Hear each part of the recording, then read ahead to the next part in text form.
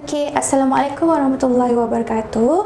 Okay, kita jumpa lagi dalam eTution Channel. Saya Cikgu Nisa dan saya akan ajarkan matematik dan kita sambung lagi dengan topik ubahan bab 1 ubahan untuk tingkatan 5. Okay, so kita dah belajar dalam last video kita dah belajar ubahan langsung. Okay, ubahan langsung tu apa? Ubahan pemboleh ubah Y yang berubah secara langsung dengan pemboleh ubah X. Maksudnya dia setara. Dia bila Y itu meningkat, X pun akan meningkat juga. Okay, so itu maksud ubahan langsung. So hari ni kita akan sambung dengan subtopik yang kedua, iaitu ubahan songsang. Okay, so ubahan songsang ni ialah ubahan kita panggil dia sebagai inverse variation ataupun ubahan yang terbalik. Okay, ubahan yang negatif. Okay, so untuk yang pertama kita nak faham dulu apa tu ubahan songsang. Kalau ubahan langsung, pemboleh ubah Y berubah secara langsung dengan X. Kalau ubahan songsang, pemboleh ubah Y berubah secara songsang. Okay, dengan pemboleh ubah X. Okay, so dia berubah secara songsang dengan pemboleh ubah X. So kita nak tengok macam mana bentuk songsang dia tu, macam mana bentuk inverse-nya tu. Okay, so dia ditulis sebagai, dalam bentuk umum dia ditulis sebagai Y tanda ribbon yang cikgu bagi tahu dalam last video. Tanda ribbon bermaksud berubah secara langsung, songsang ataupun bergabung. Okay, so hari ni dia berubah secara songsang dengan 1/X. Itu maksud songsang. Kenapa 1/X? Okay, songsang ni dia bermaksud nilai yang negatif. Okay, iaitu negatif 1.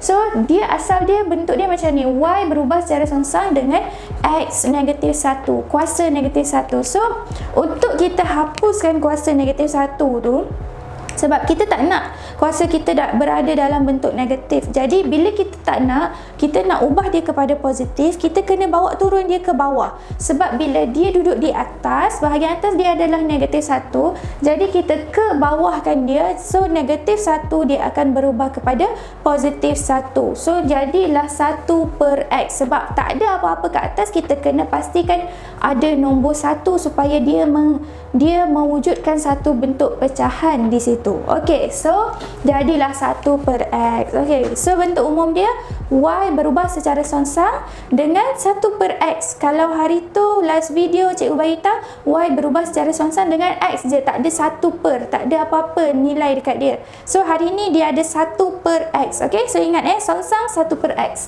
Okey, so dalam bentuk persamaan sama juga. Langsung ke, songsang ke, bergabung ke, dia mesti ada bentuk persamaan. Sebab bila kita nak mengira, bila kita nak buat pengiraan, kita mesti ada satu persamaan ataupun satu ungkapan supaya kita boleh kira. Dia kalau dalam bentuk ribbon macam ni, kita tak boleh kira sebab itu adalah bentuk umum untuk ubahan sahaja. Okey, so kita tukarkan dia kepada bentuk persamaan, dia akan dapat bentuk Y sama dengan K/X. Okey, kenapa K/X? Mana hilangnya 1 pula?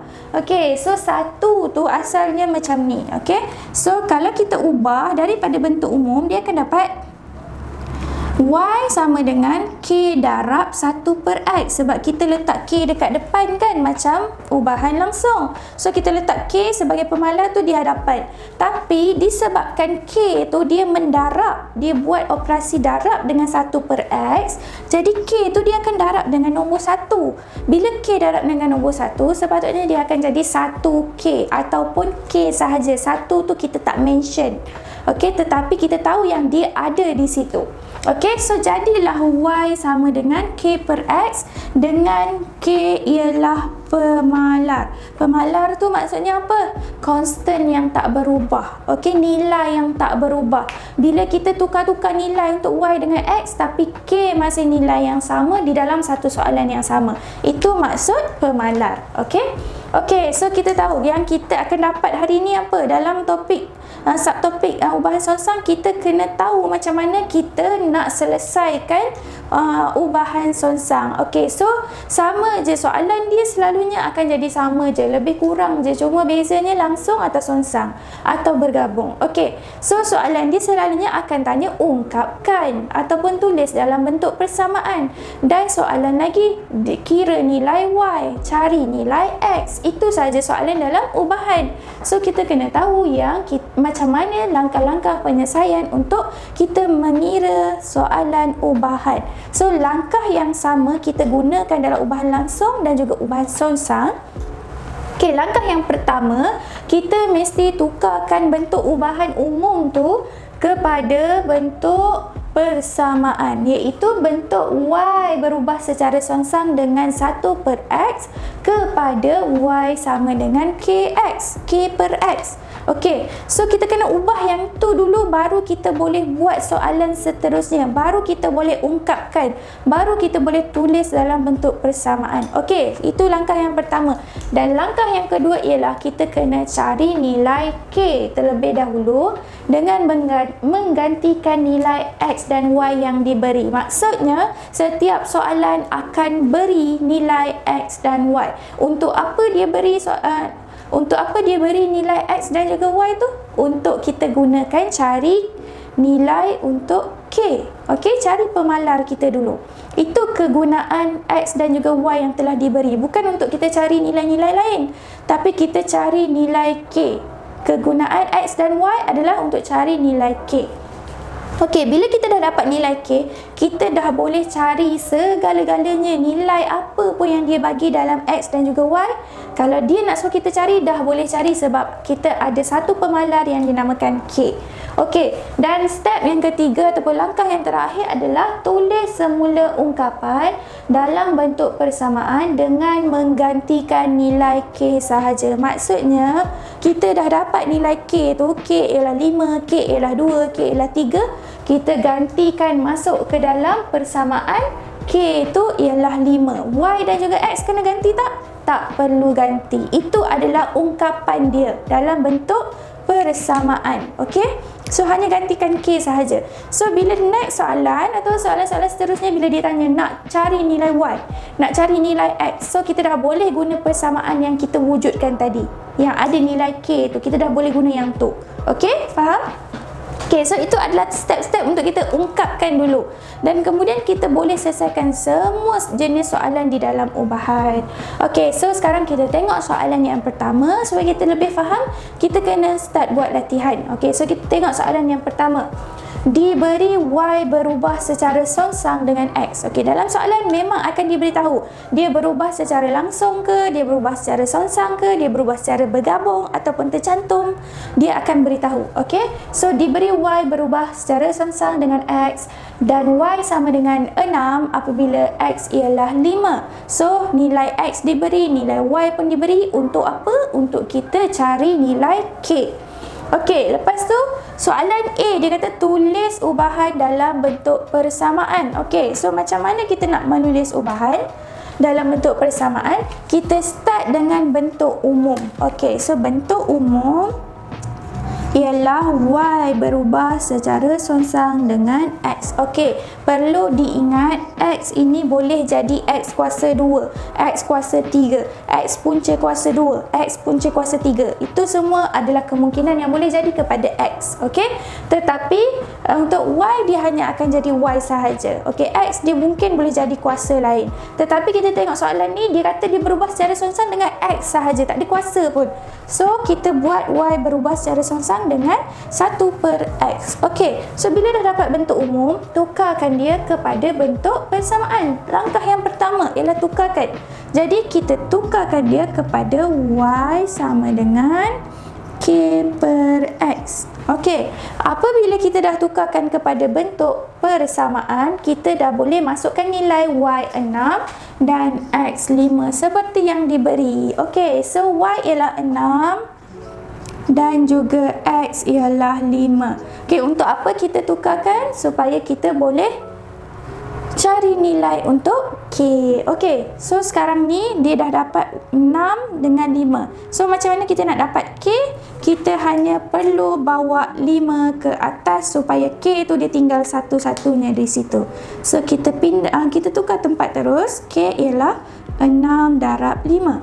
So K ialah 30. Okey, so kita dapat nilai untuk K. Ini ke ungkapan dia? Belum lagi sebab ungkapan masih dalam bentuk persamaan yang penuh. Jadi untuk kita menulis ungkapan persamaan, ungkapan untuk soalan A, kita tuliskan dia sebagai Y sama dengan 30 per X. Ini adalah ungkapannya. Okey, ungkapan dia ialah Y sama dengan 30 per X. Okey, tulis kat sini. Okey, so untuk soalan B, ini dah kita dah selesaikan soalan A. So untuk soalan B dia kata cari nilai Y apabila X ialah 15. Okey, so macam mana kita nak cari nilai Y apabila X ialah 15? Okey, kita dah ada persamaan ni dan kita tahu K ialah pemalar, maksudnya dia tak akan berubah sampai bila-bila di dalam soalan ni. So kita buat apa? Kita gunakan persamaan yang kita dah hasilkan tu. Okey. Okey, dia kata cari nilai Y. X ialah 15. So, Y yang kita nak cari, so kita gantikan dengan 15 di dalam tempat X. Okey, so Y ialah 30 bahagi 15 dapat 2. So, Y ialah 2. Okey, inilah nilai Y apabila X ialah 15. So, Y ialah 2. Okey, boleh? Senang kan? Okey, soalan C. Masih menggunakan persamaan yang sama, iaitu 30 per X. Okey, dia kata cari nilai X apabila Y sama dengan 10. Jadi, Y yang kita gantikan dengan 10, kemudian kita cari nilai X. So, macam mana nak cari nilai X sedangkan X ada dekat bawah? Okey, so kita tukarkan tempat dia, 10 dan juga X. Okey, so sekarang dia akan jadi X sama dengan 30 per 10. Okey, so untuk mendapatkan nilai X, kita hanya perlu selesaikan 30 bahagi 10. Kita akan dapat X ialah 3. So, 3 ialah jawapan kepada soalan B. X ialah 3 apabila Y ialah 10. Okey, so semua dia dah dapat semua ketiga-tiga soalan ini. Okey, so kita pergi ke soalan yang kedua. Jom kita pergi ke soalan yang kedua. So soalan kedua dia kata diberi P berubah secara songsang dengan Q kuasa 2 dan P sama dengan 13.5 apabila Q sama dengan 4. Okey, soalan yang pertama, soalan A, ungkapkan P dalam sebutan Q. So, macam mana sekalipun kita mesti start dengan langkah-langkah penyelesaian kita yang kita dah belajar tadi, iaitu langkah pertama kita mesti tukarkan. Kita mesti tulis dalam bentuk umum dan tukarkan kepada persamaan. Okey, so apa bentuk umumnya? Dia kata P berubah secara songsang dengan Q kuasa 2. Jadi, apa yang kita perlu buat ialah P ribbon adalah berubah secara songsang dengan Q kuasa 2. Okey, nampak tak? Dia boleh jadi kuasa 2, dia boleh jadi kuasa 3, dia boleh jadi punca kuasa. So, kita kena faham soalan macam mana kita nak tulis bentuk umum dia. Okey, so dia akan jadi macam ni. Jadi, kita tukarkan dia dalam bentuk persamaan. Dia akan jadi P sama dengan K per Q kuasa 2. Jadi, macam tu. K akan sentiasa dekat atas. Okey, K tak boleh dekat bawah. Okey, so lepas tu kita nak tulis ungkapan ni kita mesti ada nilai untuk K. Jadi kita kena cari nilai K. Step yang kedua adalah cari nilai K. So kita gantikan masuk P dan juga Q. Dia kata P ialah 13.5 sama dengan K per 4 kuasa 2 sebab Q adalah 4. Jadi dia ialah 4 kuasa 2. Okey, so kita selesaikan 13.5 sama dengan K per 16. 4 kuasa 2 ialah 16. Jadi kita bawa dia naik atas. So dia akan jadi K sama dengan 13.5 darab 16. So bila kita darabkan, kita akan dapat nilai untuk 216 untuk K sahaja. Okey, tapi habis dekat situ ke? Belum lagi. Kita mesti tuliskan, ungkapkan dia dalam bentuk persamaan. Okey, so gantikan dia P sama dengan, maka P sama dengan 216 per Q kuasa 2. Ini adalah jawapan untuk A. Okey, so kita dah dapat dalam bentuk persamaan. Lepas tu soalan B dia kata cari nilai Q apabila P sama dengan 6. So, apa kita patut buat? Kita hanya perlu gantikan masuk ke dalam nilai yang dah ada. Okey, so sekarang ni soalan untuk B. Kita gantikan P dengan 6. 6 sama dengan 216 per Q kuasa 2. Okey, so kita tukarkan, pindahkan tempat dia jadi Q kuasa 2 sama dengan 216 bahagi dengan 6. So 216 bahagi dengan 6, kita akan dapat 36. Okey, so 36 untuk Q kuasa 2. Tapi yang kita nak adalah Q sahaja. Apa nak buat dengan kuasa 2? Kuasa 2 lawan dia ialah punca kuasa 2. Kuasa 3 lawan dia punca kuasa 3. So bila kita nak hapuskan kuasa 2, kita gantikan dengan punca kuasa 2. Okey, so Q sambungan ya. Kat sini Q sama dengan punca kuasa 36. So Q ialah 6. Ini jawapan kita untuk soalan B. Okey, so kita dapat macam tu je. Bila kita dah dapat persamaan, datanglah nilai-nilai apa sekalipun, kita akan tetap boleh hasilkan jawapan dia. Okey, so kena betulkan dekat persamaan, baru kita boleh dapat jawapan-jawapan yang seterusnya. Okey, so kita pergi ke soalan yang ketiga. Soalan seterusnya, dia kata diberi R berubah secara songsang dengan S kuasa 2. Kuasa 2 lagi. Okey, tapi dia bagi tahu secara songsang dengan S kuasa 2. Okey, dan R sama dengan 3/4 apabila S ialah 2. Okey, so kita tukarkan dia dalam bentuk umum dulu.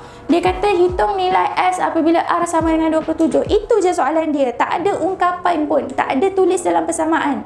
So, perlu tak kita buat? Perlu, sebab apabila kita nak cari nilai, kita mesti ada satu persamaan. Jadi macam mana sekalipun langkah-langkah penyelesaian yang cikgu dah bagi tahu tadi, nak kena cari K, lepas tu masukkan dalam persamaan semula, itu semua kena buat sebelum kita cari nilai-nilai lain.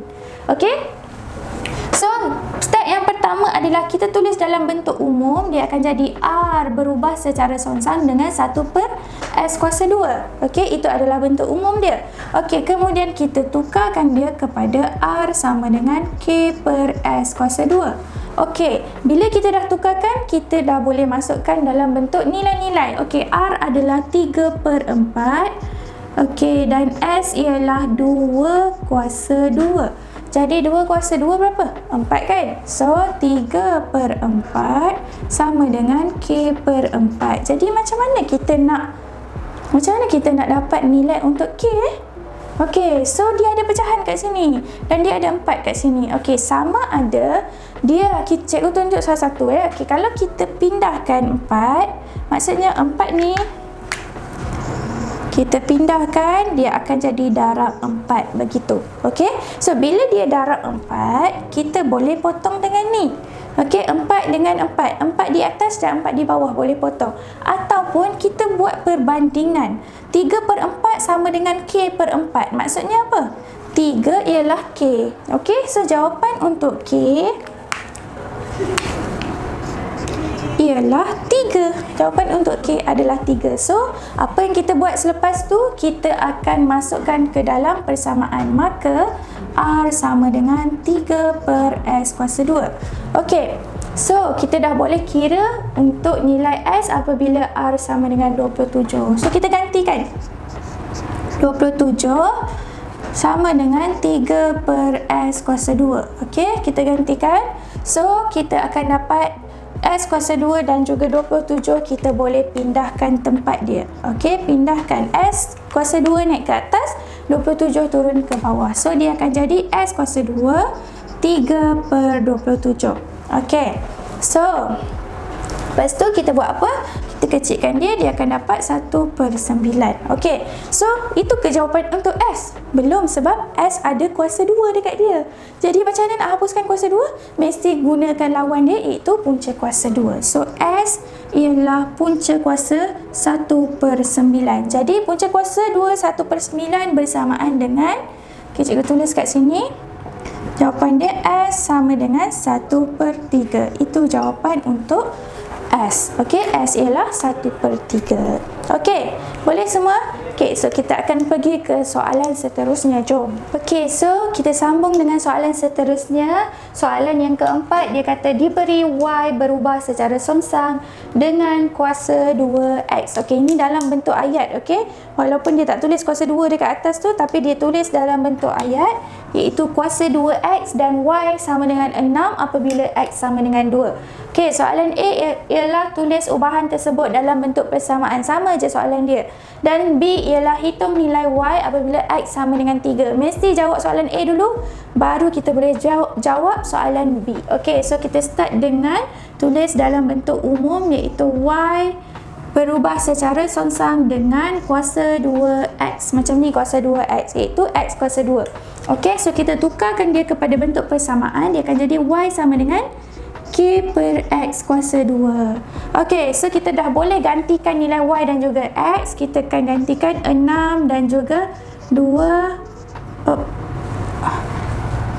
Okey, kita boleh gantikan 6 dan juga 2 di bahagian X. 2 kuasa 2. Okey, so kita akan dapat 6 sama dengan K per 4. So, bawa 4 ke atas, dia akan dapat K 6 darab 4. K ialah 24. Okey, so kita dapat jawapan untuk K ialah 24. Jadi, kita masukkan semula di dalam persamaan ini. Dia akan jadi 24 per X kuasa 2. Inilah bentuk untuk ubahan secara persamaan. Okey, secara dalam bentuk persamaan.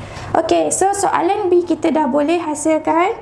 Kita boleh selesaikan menggunakan persamaan yang kita ada. So, kita gantikan X sama dengan 3 untuk dapatkan Y. So, 24 per X ialah 3 kuasa 2. Okay, so kita akan dapat Y sama dengan 24 per 3 kuasa 2. 3 darab 3 ialah 9. Okay, so kita akan dapat Y sama dengan, so kita dah dapat Y sama dengan 24 per 9. Dan kita kecilkan dia akan jadi Y sama dengan 8 per 3. Okey, so sekarang ni ini adalah jawapan untuk Y apabila X sama dengan 3. Y ialah 8 per 3. Okey, so itu sahaja untuk soalan nombor 4. Soalan A dan soalan B kita dah boleh hasilkan jawapan bila kita dah faham macam mana step-step, langkah-langkah untuk kita selesaikan soalan berbentuk ubahan. Okey, last question, soalan yang kelima. Soalan jadual di bawah menunjukkan nilai-nilai pemboleh ubah P dan Q bagi ubahan P berubah secara songsang dengan 1 per punca kuasa 3 Q. Okey, yang kat sini dia dah bagi dalam bentuk jadual iaitu nilai-nilai untuk P dan juga Q, dan dia juga dah bagi bentuk umum kepada kita dalam bentuk P berubah secara songsang dengan 1 per punca kuasa 3 Q. Okey, so kita hanya perlu ungkapkan dalam P dalam sebutan Q. Maksudnya, kena cari nilai K, kena dapatkan dulu nilai K, baru kita boleh gantikan ke dalam persamaan. Okey, so step yang pertama, P berubah secara songsang dengan punca kuasa 3 Q. Kita tukarkan dia kepada P sama dengan K per punca kuasa 3Q. Okey, so lepas tu kita dah boleh masukkan nilai. Kat mana nilai yang kita patut ambil? Ini adalah nilai-nilai yang patut kita ambil sebab ada nilai untuk P dan juga ada nilai untuk Q. Okey, so kita masukkan P ialah 25 dan juga Q ialah 27. Okey, so punca kuasa 3 27 ialah 3 sebab 3 darab 3 9, 9 darab 3 27. Okey, so dia punca kuasakan 27, kita akan dapat 25 sama dengan K per 3. So kita buat apa? Kita bawa 3 ke atas, jadi K sama dengan 25 darab 3. So K ialah 25 darab 3. K ialah K kat. Okey, so kita dah dapat 25 darab 3 kat sini. So K ialah 75. Okey, so sekarang ni kita dah dapat nilai K. Kita hanya perlu tuliskan semula dalam bentuk persamaan iaitu P sama dengan 75 per punca kuasa 3 Q. Okey, dan soalan B ialah cari nilai bagi S. Okey, walaupun ada pemboleh ubah yang baru iaitu S, tapi kita kena faham yang S adalah nilai untuk P. Jadi, apa yang kita patut gantikan? Macam tadi, kita gantikan 25 dan 27 di dalam P dan juga Q. Itulah juga yang kita kena hasilkan. Okey, kita ambil balik P sama dengan 75 per punca kuasa 3Q. Okey, lepas tu kita gantikan P itu dengan S. seperti mana kita gantikan P ni dengan 25. Okey, so kita gantikan S, lepas tu 75, lepas tu punca kuasa Q adalah 125. Jadi punca kuasa 3 125 adalah 5. 75 bahagi 5. Okey, S kita akan dapat nilai untuk S ialah 15. Okey, so ini adalah jawapan untuk S. S ialah 15. Okey, so kita dah hasilkan jawapan untuk soalan A dan juga soalan B. Okey, mudah kan ubahan sonsang? So, cikgu harap hari ni kita dapat belajar macam mana kita nak kira ataupun kita ungkapkan bentuk ubahan sonsang seperti mana kita ungkapkan bentuk ubahan langsung di last video. So, video kali ni harapnya semua orang dapat buat ubahan sonsang dalam bentuk ungkapan, persamaan dan juga cari nilai-nilai dia. Okey? So, jangan risau, soalan ubahan adalah soalan yang paling mudah cikgu rasa. Kita hanya akan dapat soalan-soalan yang lebih kurang je semua. Okey, so harapnya semua orang boleh buat untuk ubahan sonsang. Okey, jangan lupa like, komen dan subscribe e-tuition channel. Tengok video banyak-banyak, cari video-video latihan matematik dan buat latihan sambil menonton video. Okey, jangan lupa buat latihan lagi banyak dan banyak. Jumpa lagi di next video. Okey, bye. Assalamualaikum.